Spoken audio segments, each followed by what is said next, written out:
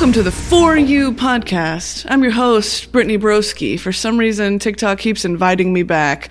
This week, we have a fantastic guest.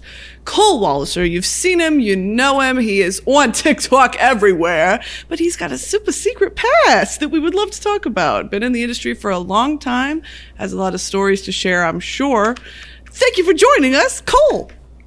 Hey, thank you for having me, Brittany. I'm very excited to be here. Very excited to chat with you for a second. So for those who don't know, who are you, where are you from, what do you do? My name, as you said, Cole Walliser. I'm originally from Vancouver, Canada, but I've been in LA for 15 years. I'm a director. In the TikTok world, I'm most likely known for my super slow-mo videos on the red carpet called the Glambot, which I do with E. Love it, love it. So I was going to say a lot of people know you for that. I've watched the Ariana Grande video countless times. I've memorized it at this point. If we want to bring that up and watch a clip of it really quick. Hi, my dear. Can you move it in any way, or is it? Good. Yes, beautiful. So I'll say 3, 2, 1. Action is going to come whipping up super quickly. You want to give me a big toss on action and smile in the camera, and it's perfect. And it's going to come quite quickly at your face, so don't let it scare you. Okay, all right. Great. And 3, 2, 1. Action. That was so scary. It was amazing. It was perfect. Was it cool? It was beautiful. It scared the shit out of me. This is so fun. I've never done one of these. I'm so glad. What's you your came. name? I'm Cole. Ariana, so nice to cute. meet you. Such a pleasure to meet you. Ariana, can I steal a selfie while you're here? Sure, come on in. I got it. That's kind of bad. Do you want to try another one? Do you have time?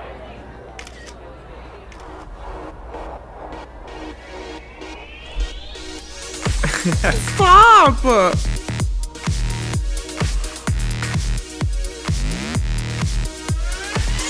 Wow. So, lot to unpack here.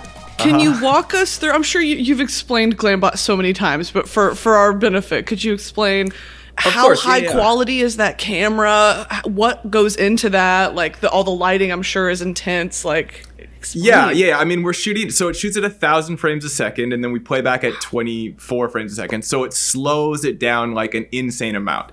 The camera's also on this rig that is like a motion control rig that they use in different commercials and feature films. We use it on the red carpet, and it's a high-speed rig. So it moves this camera that shoots super slow motion really far and really fast, and that's how you get this sort of dramatic Glambot effect. Right. I mean, we shoot in 4K, and we have a ton of light because you need a lot of light to shoot at 1,000 frames. I think that what's surprising often is that there's a lot of people working on it. I think some people think it's kind of like a photo boothy thing, like you just kind of like plop it down and like push go. But there's like 13 to 15 people working on those clips for the red carpet, to push them out real fast and just to make sure the system's running right. So it's a big production to do. So yeah. And where are those posted?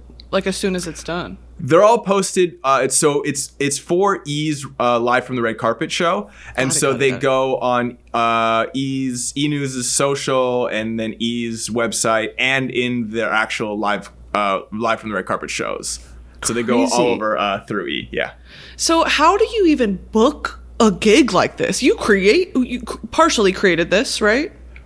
So I didn't really create it. So I don't really know where the idea originally came from, to be honest.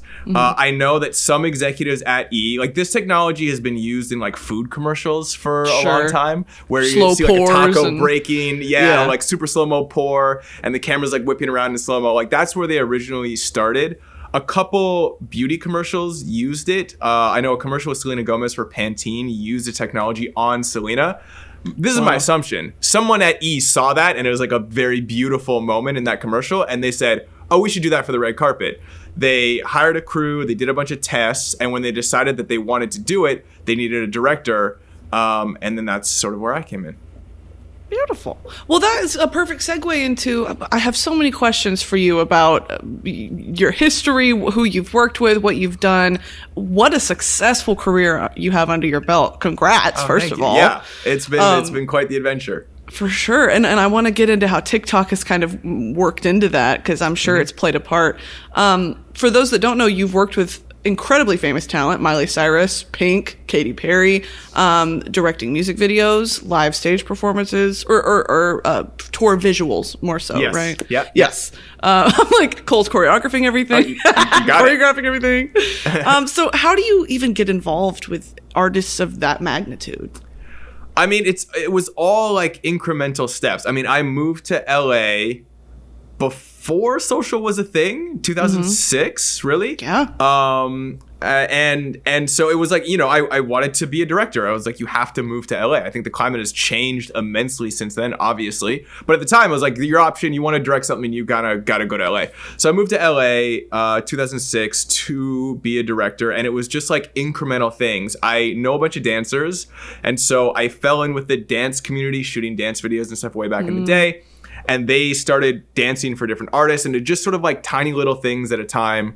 My first job with a bigger celebrity was with Miley for these dance videos in like 2008 we did on YouTube, actually. Yeah, I remember it well, Miley and Mandy. Yeah, that's sort of like where I first got my foot in the door. That led to another thing. Then I had an opportunity to work with Pink. She gave me a huge number of chances directing the opening video for her tours, invited me on the road to shoot like a documentary of her life on the road, and then into music videos, and then into CoverGirl.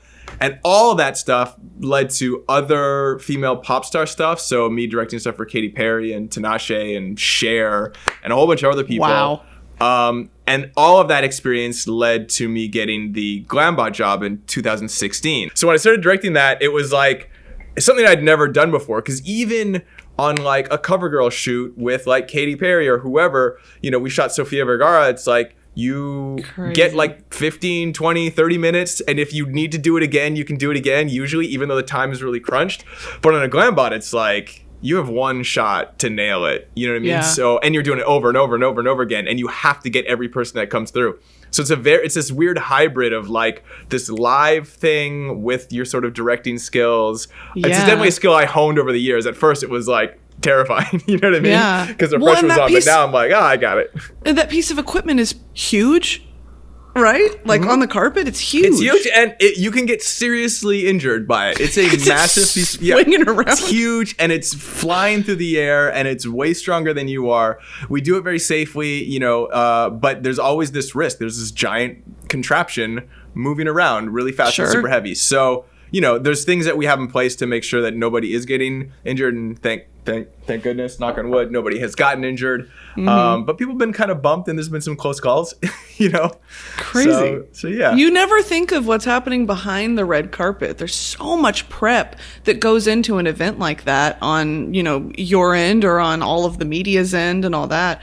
Do you have any red carpet horror stories? Has anyone not kind of been down for it? Who have been your favorites? So I'm sort of fortunate in the sense that, like, if you have an attitude, if you're a talent walking the red carpet, if you have an attitude, if you're grumpy, if you're like not in the mood, you just don't do it, and I just never see you. So like all the Right. grumpy people that like don't care, like they never come over to me because they don't want to do it, and then, you know, it's fine. Right. So only the people that want to do it come over to me, because it's like you don't have to walking in the red carpet. It's only if you want to. Right. It's only if you think it's cool. So usually, you know, people are into it and excited. And especially in the last 2 years, people sort of have gotten to know what it is and have come with their own ideas and their own sort of thought on what might be cool. Like, people have thought about it. They're like, oh, I know what I'm doing. I'm going to do this spin. And I'm like, great, let's do They've it. been planning it.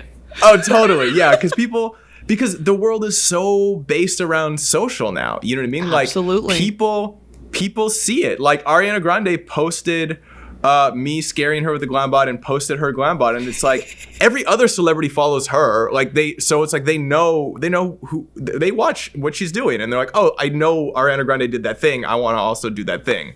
So I think that's been super helpful, and like just really it's made my job easier and more fun because people are like Sure. excited to come over and do the thing. So now we're going to play a game called Glambot Celebrity Trivia. Cole, you ready? I am prepared. All right, here we go. Which celebrity worked as an El Pollo Loco chicken mascot before getting their Hollywood break? Oh, wow. I have no idea. I really want to know. I'm pretty sure these are all people you've worked with. My I'm sure. research team did it. Yeah, I'm sure it's someone that I shot on a Glambot, and I have no idea. I'm going to say Lil Nas X. That's a great guess, but it's Brad Pitt. Oh, really? Yeah. That's amazing. Worked That as is a chicken amazing. mascot. Love it. Which artist just took home Record of the Year, the Grammy? Oh, this past year? Mm-hmm. I didn't watch. I don't know. This is your job. It is. Cool. But it isn't. It is, but it isn't. Sure. So in my defense, I've been on a 3-week job that Okay. was 13 hours a day, Jesus. 6 days a week, shooting the thing. It was very intense. We were shooting on Grammys weekend Grammy day? day, Sunday. My God. And we were shooting again on Monday. So I didn't watch. I haven't been caught up. So unfortunately, I do not know. I feel like it's in there. I feel like if you tell me, I'll be like, oh yeah, that's right. You'll be like, but that I makes can't- sense. You want to hear it? Who, yeah, tell me. It's Billie Eilish. Yeah, of course. Right? Didn't she win last year Obviously. too? She won like 6 last year. Yeah, she won a ton last year. And I just it watched makes her sense she won again documentary. this year. Bitch, it's so good. Oh, I heard it's amazing. Yeah, I heard. you need to I haven't watch seen it. that yet It's either. so good. Yeah. I'm No. excited to watch that. Yeah.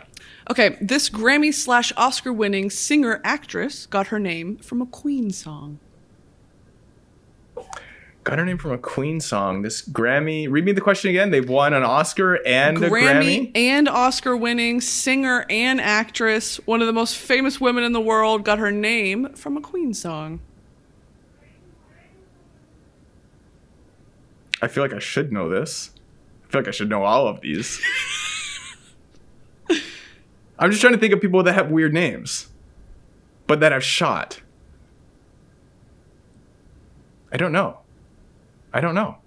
You want it? These are you're stumping me. You're literally gonna kick yourself. Lady Gaga. Oh yeah. It's like obviously. Yeah, you know what I mean. You're like how many? Yeah, it's like obviously. Well, All right, you know. we're 0 for 3. Cole Walliser. Oh yeah. Yeah. I don't know. I have no defense really, other than I think that. I mean, like I'm busy making videos, not so much consuming. Which is all of crazy because this happens a lot with like some of the people that I've talked to here, or just like in general, where like you are so deep in the trenches of Hollywood, like you're part of that like spine of Hollywood type thing, you know, the people behind the camera and directing the talent and all that, where this is your industry and you know a lot about it, but these simple things, it's like I have no idea. This is common, Yeah. you know what I mean? Yeah. Well, yeah, because I think that like I obviously I consume pop culture, but like I don't Sure. like most of the time, even when I work the shows, like when I work the Grammys or the Oscars, I don't go home and watch them. You know what I mean? Right. So like, cause you were there. I'm there during the red carpet, and then I go home and like I've been there all weekend, and I've just talked to people for 4 hours straight, and I'm like super on. I'm like Right. so tired. I'll go out to dinner, have dinner with a friend, you know, have a glass of wine, and like I don't watch. And then sometimes I'll Right. catch up on the news a little bit here and there, but I'm also just like, I don't need to find out about it because I'm like I just was like I was a part of it, but you lose the some of the general knowledge of like what's happening in pop culture because as Right. you mentioned, you are kind of like inside it. Absolutely. You know, that's how it goes. I think that's so A funny. sacrifice I'm willing to make. Right. What was kind of the driving factor behind starting to post these Glambot videos on TikTok? I started posting actively on TikTok at the right time. Like I still think it's a great time, obviously, but like it was during this like when TikTok was like taking over social remember it in well. the US. Yeah, right. It was just like exploding, and like all the talk about whatever was happening on social and online was centered around what TikTok was doing. And I feel like I was there with sort of content that nobody else had, that was like Yep. celebrity driven, that also Yep. was personality driven, had a cool effect on it. It was like all this storm of like things that do well on TikTok. Yeah. And it just resonated, and like just like it just exploded like in a crazy exciting way. How do you think Corona has, I mean, obviously impacted all of us, but for a job as specific as you're there to be so close to celebrities, get their picture, make sure they like it, you know, whatever, there's so much of it involves human interaction. How have you really been affected by Corona, career-wise? Well, I mean, I've been affected in the sense that like every single Glambot event was canceled this year. So, like, 100%. That's an effect. That'll do it. Yeah, you know, moving forward, I mean, I think a couple things I I've tried to reposition and like continue to create content in light of there being no red carpet events that I've attended. There's been, you know, like they've all had little things where a couple people come, but obviously I'm not there. But I've tried not to let that defeat me, and I've tried to think of different ways to reposition the content and to keep content going rather than just going silent. And you know, one of the things I've been doing is putting out like, you know, top 10 lists of content from like the Grammys. So like, here's all the best Grammy Glambots, or here's all the best Golden Globe Glambots, just to keep that active. And I also think that we're sort of as a community, or you know, a bit. So I was talking to someone, and they were like, people are starved for celebrity content because nothing is happening. So like, if I have old Glambots that like haven't been seen, I haven't edited, or are awesome that just haven't been, yeah, exactly. You just keep putting them out there, and I'm like, yeah, exactly. I'm on board with that. So I've just been sort of, you know, repurposing, re-editing, and like cutting some new ones too, and putting those out, you know, slowly and steadily, just to keep the vibe going. Yeah, keep that momentum definitely is a thing, because it'll be, you know, months from now where creators haven't posted and they decide to post for the first time, and it's like, I thought you left the app. I forgot about you. And it's like, Lord. So yeah, I mean, it can be a little rough if you go silent. There's not enough understanding in the world, and especially on social, but it is what it is a little bit. Agreed. Well, your site was having a little peekaboo with the site, mentions that your psych degree helps you in your career. So got a lot of questions about that. Hope you're ready. Yeah. When it comes to creation and working with these artists, so much of it is like you have to understand their vibe, what they're wanting, and I'm talking more in the directing space for you. Do you feel responsible to a certain extent for developing these artists' aesthetic?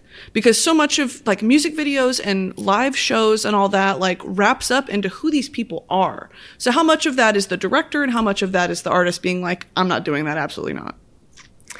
I think it varies with each artist.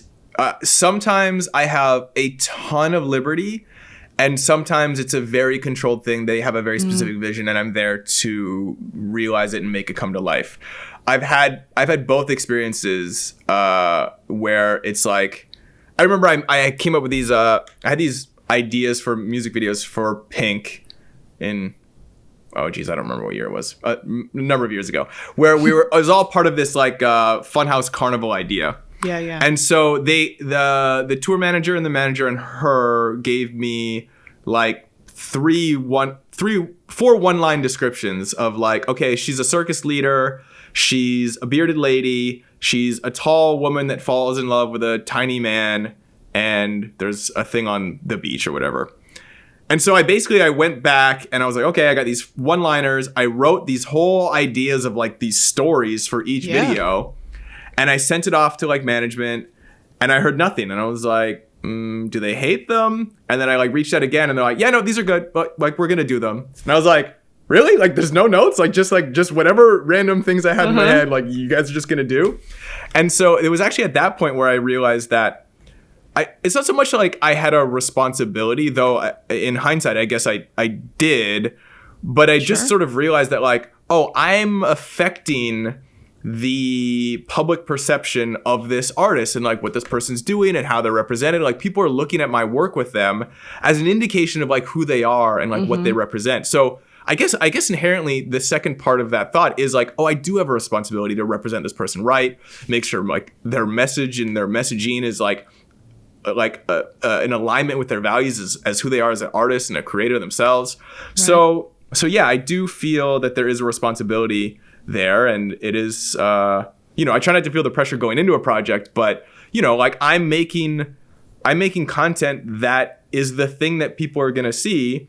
You're defining pop culture. You can call it what it is. Sure. Yeah. I mean, I'm a part of the zeitgeist that is pop culture for sure. And it was like, after I'd done a bunch of work in the pop culture realm, I was like, oh, like I've affected this world on some small scale, and like that's cool. You know what I mean? That's crazy, insane. Because I was starting with the Miley videos back in the day, I was like, oh, that was like the first time that like bigger celebrities were sort of being actively engaged on YouTube, and I was like, oh, this is cool. Like, it's kind of a part of that change. For sure. That history of how we've gotten to where we are now. Yeah. I started to think about, like all these iconic moments of Miley's like Can't Be Tamed or Ariana's whole thing. Like so much of that, sure, it's her and it's her talent, but that's people on her team, directors of the videos and the people that write the songs that are just like, they're as much part of the brand as she is. The only way to describe it is a machine that like all these parts are moving and like she's at the helm, but like there's just a lot of other people doing stuff. It takes a village. Yeah. And I think that there's an example of that is sort of the red carpet. I think that a lot of like when you look at the red carpet, you see someone on the step and repeat taking one photo, or you see someone like walking up to my booth doing a Glambot. You don't, and I didn't realize this either. Like as soon as I started going to all these events, like you realize how big the red carpet is and how many outlets there are. There's hundreds of people asking for interviews and there's hundreds of photographers everywhere and it's super long and there's so many people and it's like an insane world. But like you never really see it. You just see like that one little Glambot or that one little red carpet photo. Picture. Yeah. Yeah. And that's why like people often comment about how sometimes talent are like short with me or like they don't seem super nice or they're preoccupied. My response is always like, you guys don't understand how crazy the red carpet world is. And like, I take no personal offense if someone is like on to the next thing because they just did 20 things and they have 20 more things to do. Right. And it's like, the environment is just insane. You know what I mean? So I think that, like for someone's career, it operates in the same way. It's like for a pop star's career, it's like their world behind the scenes. It's like there's a lot going on. You just never really see it, Were there any moments ever directing that you were just like, I don't know if this is what I want to do? Like I kind of can't stand this. All the time. All the time. I think it's like a myth to think that like what anybody does is like yes, my career is going well and like I'm so excited and so happy about it, but it's like it's not like this blissful journey of like amazingness every second. It's like it torments you many times. Well, especially as a creative, like it's just, I mean, creatives, like, we're so lucky to get to do what we do, but it's also like to think that I'm happy and creative and thoughtful and this all the time is like, absolutely not. Yeah, like literally this morning I was laying on my floor going like, oh, what am I doing? I was like working on this writing thing and I was like trying to get some work done before doing this. And it was just arduous for some reason. And I just like ended up laying on the floor, just like scrolling through TikTok, actually. Just going like, oh, I can't do this anymore. So you have moments like that. But I think that, it's like, I think everybody goes to that. I don't think I've ever like put into question like, oh, whether I want to be a director or not. But it's like it's so fundamental to me to create something. I mean, actually, I'm lying. I definitely have had that question, but it's more so like I lament over the direction and the things that I'm doing to end up, that'll get me where I want to be. It's all like being creative and making things is a fundamental aspect of me. I'll do that no matter what. If it's not making videos, I'll go make something else, But yeah, I mean, I think it's like, we all go through those moments of just sort of struggling with the thing you're trying to achieve in this creative space. And sometimes it happens a lot. Sometimes it's not so often. It's a part of it. Sure. I just want to push back on the idea that like because you see someone being successful that like they don't deal with that. Like they deal with that all the time too. It's you know what I mean? hidden. And that's a reminder for me. Yeah, it's just hidden. That's a reminder for me too. Like any other director or creative or whoever that I'm like looking at like sort of idolizing like, oh, you're doing great. I want to get there. They're struggling with the same stuff, So it's just a good thing to keep in mind. Who are those people that inspire you, or what inspires you in life? It's so interesting. I mean, a lot of things do. I think what I've come to realize is people deriving joy out of being creative is so inspiring to me. Like when I see people sort of like even with like a photographer or someone who's learning photography with their phone or whatever, like learn a couple little tricks and then go out and take a photo that is like just a little bit better than what they had been doing and are stoked about it. Like, oh, like I took this awesome photo. Like that gets me so excited and just makes me want to go make stuff, like, yeah, that's just like a thing that like really excites me. For my own creativity, I mean, it's just sort of all over. I think that there's moments where you find the most mundane thing inspiring, and then there's moments where like something that you become privy to some crazy story, and you're like, oh, that's inspiring me to go do stuff. Mm-hmm. I think the goal is to really dissect your own life and your own experiences and figure out what stand out to you and try to find what motivates you within that. You know what I mean? Because like we all have all these experiences that are so unique to us every single day. And there's plenty of things that are happening that can motivate you. And so I default to looking to those rather than being like, oh, I'm gonna go like find inspiration out there somewhere, like go seek it. Like there's plenty around us that can kick us in the butts to get us going. So I try to just look there first. Okay, next game. Now we're gonna play a game called This or That. Okay. This or That Cole Walliser edition. Are there any wrong answers? Am I going to be zero for whatever? Okay, great. Perfect. I love this game already. You won. Perfect. This is purely your opinions, and you have to explain why. If you so I have choose. opinions. I have opinions. I can explain things. Ready? Mm-hmm. Grammys or Oscars? Oh, well, that depends on what you're asking. For Glambot specifically, Grammys. For sure. Music artists are usually way more fun, way more like boisterous, way more just vibrant and like wearing crazy outfits, doing crazy things. Yeah. Glambots, Grammys, for sure. Just as an award show, Oscars. My life has been in film and like wanting to make things through movies, you know, so like the Oscars is like, that means more to me because I'm a filmmaker, I'm not a music artist, you know? Sure. Both. Different reasons. All right, put a pin in that because I have questions about that later. Sneakers or loafers? Oh, sneakers. I mean, I'm digging some loafers as of lately, but if you look in my closet, there are far more sneakers than there are loafers. But a nice pair of loafers, it's tough to beat. On that red carpet? Oh, true. Snazzy. Well, on the red carpet. Well, that's a different question. I did wear sneakers. I wore some off-whites. The Golden Globes, I think. I like wore them before the show.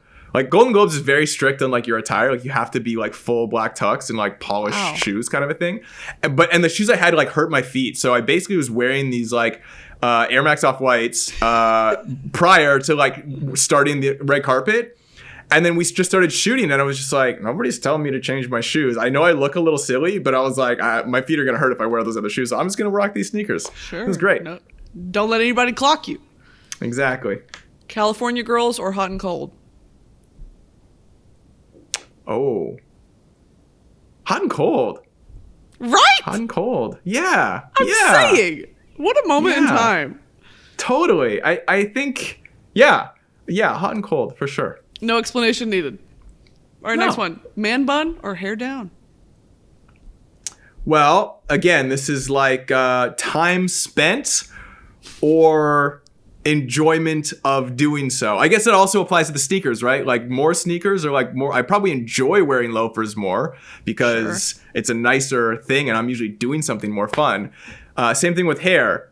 Hair spent in a bun far, far more than hair down. But when the hair's down, like now, like I took my hair down to do this thing. It was definitely up earlier today and all morning. So, I mean, hair down for sure as a choice because it's better. Just more of a hassle sometimes. Fully scrunched, blow dried, ready to go. Beautiful. Mm-hmm. Mm-hmm. Well, Cole, I've got 2 more questions for you, and then I'll let you go.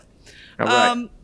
Going back to this idea of directing as such a collaborative practice, do you see yourself reflected in your work for the most part?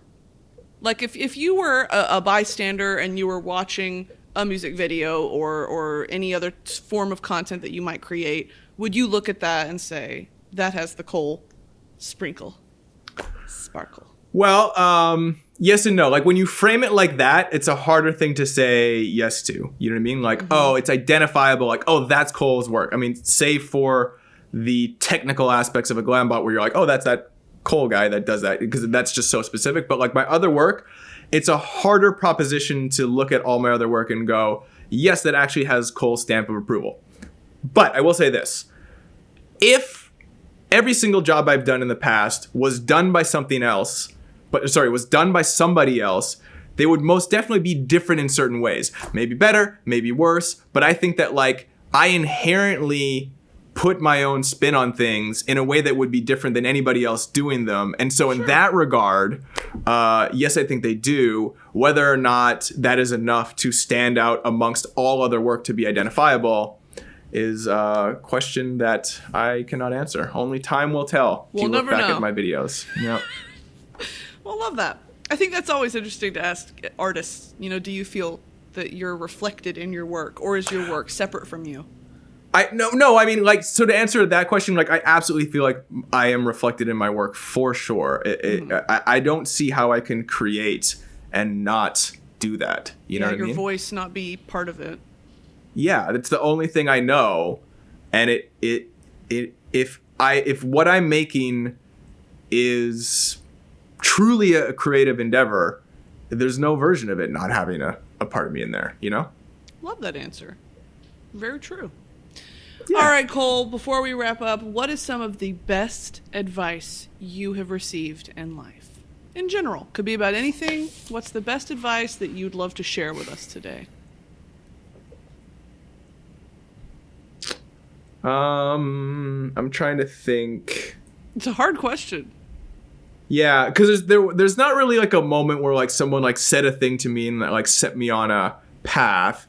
I've definitely received, I'm just trying to think of like all the bits and pieces of advice I've received over the years that I keep true to my heart, sort of. I mean, I definitely,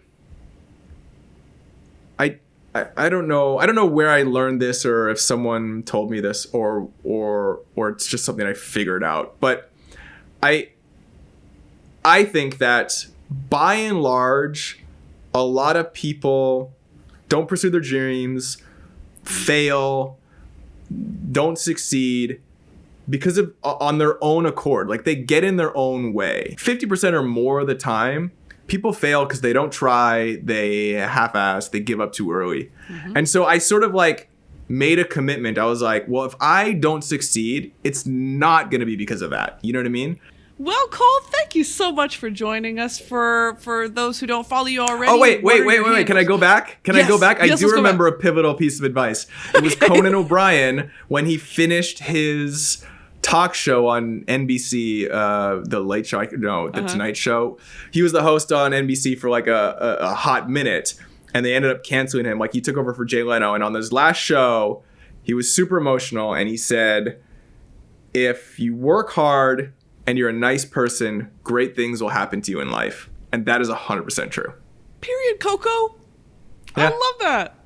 Yeah, that was like, you're right. I'm going to keep doing that. So keep trying to be a nice person. Keep trying to work hard. Treat people with kindness. That's all you can do.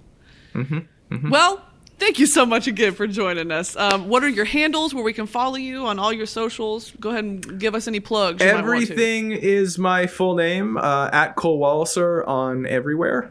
I also started a coffee company during the pandemic, which is at Cafe Coleon, which is tons of fun and been super cool. I've been drinking out of one of my Cafe Coleon mugs this whole time. Shameless plug. Yeah, you just told me to do it. I did it. That's it. Yeah, colewalliser.com, where you can see more long form of my directing work, and come hang out with me on social because it's tons of fun. Love it. Beautiful, beautiful. Thank you so much once again. Thank you for having me. It was a blast.